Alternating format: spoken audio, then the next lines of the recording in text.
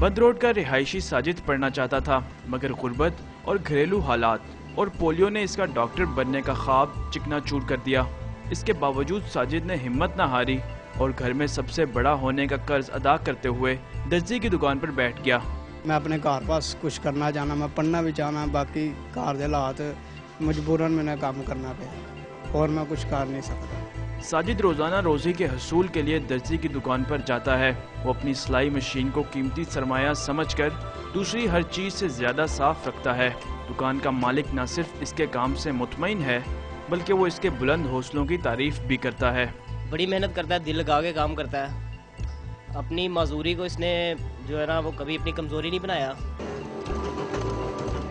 साजिद की वालदा लोगों के घरों में काम करती है, लेकिन महंगाई के इस दौर में साजिद के बगैर गरीब घर की कफालत मुमकिन नहीं। कैमरामैन शुएब सईद के साथ इब्राहिम बादीस, डॉन न्यूज़, लाहौर।